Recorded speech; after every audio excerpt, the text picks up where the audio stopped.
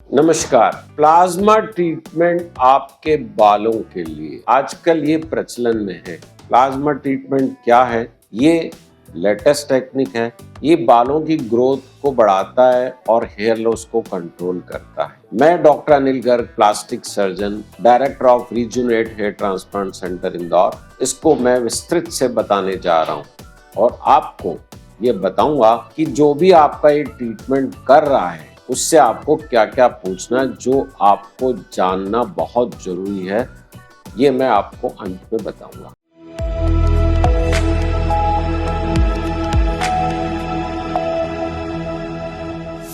देखिए, प्लाज्मा क्या है, कहाँ से आता है? प्लाज्मा आपके ही खून का एक हिस्सा है। आपने ब्लड देखा अपना? कभी आपका टेस्ट के लिए आप ब्लड देने गए हो, या आपने किसी को ब्लड डोनेट किया हो, या आपने किसी के ब्लड चढ़ते हुए देखा होगा अपने किसी रिलेटिव को। तो हमारे शरीर में करीब 5 लीटर ब्लड होता है, लाल रंग का होता है, और उसके अंदर 2 हिस्से होते हैं, 2 कंपोनेंट। एक सेलुलर कंपोनेंट होता है और एक लिक्विड कंपोनेंट। सेलुलर कंपोनेंट में आपने अक्सर सुना होगा, भाई प्लेटलेट कम हो गई, ये डेंगू है, डेंगू में प्लेटलेट कम हो जाती है।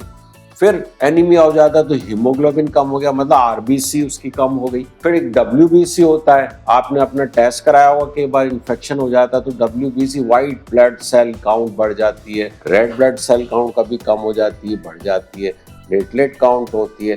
ऐसे करके 3 मुख्य रूप की कोशिकाएं होती है मुख्य रूप से। बाकी अपन और विस्तृत जानकारी के बारे में नहीं जान रहे हैं। अब आता है प्लाज्मा। लिक्विड कंपोनेंट क्या है? लिक्विड कंपोनेंट में वाटर होता है, प्रोटीन्स होते हैं, अमीनो एसिड। अक्सर सुना होगा, भैया इसको प्रोटीन की कमी हो गई, वेट कम करना है तो प्रोटीन खाओ, कार्ब कम कर दो। इसके बारे में अपन बात करते रहते हैं। फिर आपने कभी ब्लड टेस्ट कराया होगा तो आपने देखा हो एल्बुमिन और ग्लोबुलिन का एक रेशियो बताते हो टेस्ट के अंदर, तो वो इतना होना चाहिए। उसकी कम हो जाने पे आपके शरीर में प्रोटीन की कमी है तो डॉक्टर आपको बोलता है प्रोटीन। या आपको किडनी की कोई प्रॉब्लम हो तो प्रोटीन यूरिया हो जाता है कि आपके खून का प्रोटीन यूरिन में जाने लगता है। अतः आपके ब्लड में प्रोटीन होता है जो बहुत इंपॉर्टेंट है। फिर इम्यूनोग्लोबुलिन्स बोलते हैं जिनको, वो भी प्रोटीन ही है। उसके अंदर आपकी एंटीबॉडीज होती है। ऐसे करके लिक्विड के अंदर वाटर प्लस प्रोटीन्स एंड अन्य केमिकल्स, हार्मोन्स, ये सारी चीजें इसके अंदर ब्लड के अंदर होती है। तो 2 कंपोनेंट हो गए, cellular component and A cellular component. अब मैं आपको बताता हूँ भैया प्लाज्मा कहाँ से आ गया। अभी तक तो सुना ही नहीं था कि प्लाज्मा ट्रीटमेंट। प्लाज्मा जब हम ब्लड को मशीन में डाल के सेंट्रीफ्यूज करते हैं एक फिक्स स्पीड पे, तो उसका जो सेल है वो नीचे बैठ जाता है, सेलुलर कंपोनेंट नीचे बैठ जाता है। ऊपर की तरफ लिक्विड कंपोनेंट होता है जो पीला पीला सा होता है, और नीचे बैठने वाला लाल लाल होता है क्योंकि आरबीसी का कलर होता है।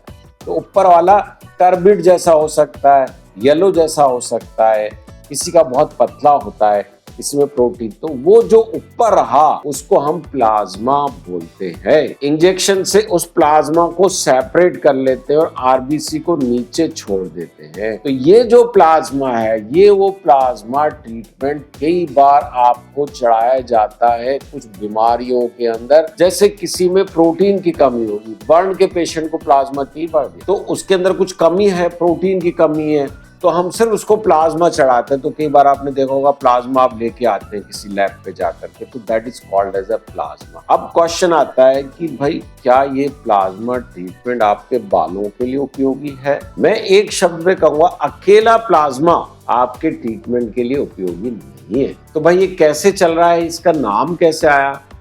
कई लोग जो कि अच्छी तरीके से पीआरपी नहीं करना चाहते हैं, वो क्या करते हैं, आपका ब्लड लेते हैं, अंदर ले जाके रख देते हैं, थोड़ी देर में 15-20 मिनट में आरबीसी नीचे सेटल हो जाती है, ऊपर प्लाज्मा रहता है और उस प्लाज्मा को आपको लगा, तो वो उसको प्लाज्मा ट्रीटमेंट भी बोलते हैं या पीआरपी भी बोलते हैं, जिसकी कोई बहुत उपयोगिता नहीं है। प्लाज्मा का as such there is no advantage. तो ये प्लाज्मा आपने समझ लिया है कि आरबीसी डब्ल्यूबीसी को निकाल के ऊपर जो प्रोटीन का बचा वो प्लाज्मा है, उसमें कई बार यदि प्लेटलेट है थोड़ी बहुत तो उसका आपको फायदा हो सकता है। जैसा कि मैंने कहा कि मैं आपको अंत में बताऊंगा कि क्या ये उपयोगी है। यदि कोई बोलता है तो आपको उससे क्या क्वेश्चन पूछने हैं उस डॉक्टर से, तो उस डॉक्टर से आपको पूछना, भैया पहले तो आप बताओ आप प्लाज्मा बनाते कैसे हो, कि मेरा ब्लड ले जाके रख तो नहीं देते और ऊपर से तो नहीं हो तो क्योंकि यदि वो ब्लड को अंदर टेस्ट ट्यूब में ले जाके रख देता है और फिर प्लाज्मा ऊपर का जो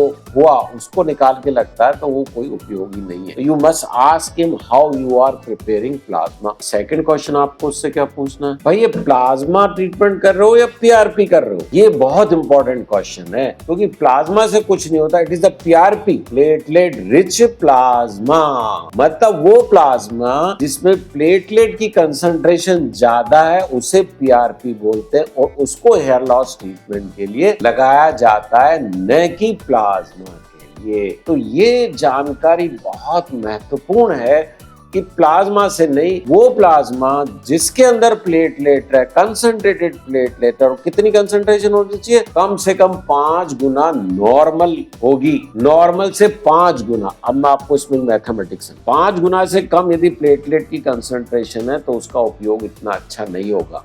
यू नीड मोर प्लेटलेट, क्योंकि प्लेटलेट में ग्रोथ फैक्टर्स होते हैं और वो ग्रोथ फैक्टर्स आपकी जो बालों की जड़ें हैं उसकी जो स्टेम सेल है उनको एक्टिवेट करते हैं और उनको एक्टिवेट करने के कारण हेयर लॉस कंट्रोल होता है, हेयर थिकनिंग बढ़ती। तो उसका एक फिक्स अमाउंट तय किया गया है कि भाई कम से कम 5 गुना होती है। अब आप समझो कि किसी व्यक्ति ने आपका 5 ml ब्लड लिया और वो आपको कहता भैया हम तो 5 ml ब्लड से ही आपको प्लेटलेट बना देंगे, वो तो 20 ml लेता है आपका ब्लड। तो मेरे भाई प्लेटलेट की कंसंट्रेशन 5 गुना होनी चाहिए, तो कैसे होएगा? जैसे आप दूध का मावा बनाते हो तो क्या होता है, 100 ml दूध का 100 ml मावा बनता है क्या? नहीं बनता ना। तो मावा बनाने के लिए 100 ml मावा बनाने के लिए आपको क्या करना पड़ेगा, कम से कम 1 लीटर दूध को आपको उबालना पड़ेगा। तो ऐसे ही 5 गुना प्लेटलेट लेने के लिए कम से कम 5 गुना ब्लड चाहिए। और कितनी पीआरपी एमएल चाहिए हमारे को सिर्फ इंजेक्ट करने के लिए? 3 ml मिनिमम। तो 3 ml पीआरपी कंसंट्रेटेड बनाने के लिए कम से कम 15 ml तो लगाना पड़ेगा।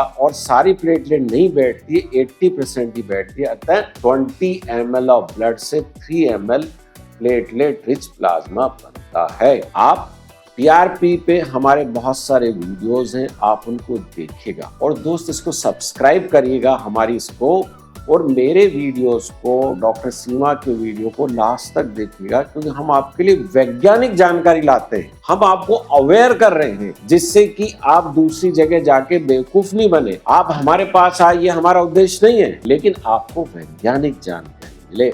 अतः प्लाज्मा क्या है मैंने बताया, पीआरपी क्या बताया, आप समझ गए अच्छी तरीके से। प्लाज्मा का कोई उपयोग नहीं है ये मैंने बताया, और पीआरपी का उपयोग है। और कोई अच्छे से पीआरपी बनाता है तो 3 ml चाहिए और कम से कम 20 ml ब्लड। आप हमारे इसको सब्सक्राइब करें। हमारा इंटरेस्ट है आपके पास ऐसी वैज्ञानिक सही जानकारी मिले जिससे आपका ज्ञानवर्धन हो। और ज्ञानवर्धन के साथ महत्वपूर्ण है कि कोई व्यक्ति आपको बेवकूफ नहीं बनाए या चीट नहीं। धन्यवाद, थैंक यू।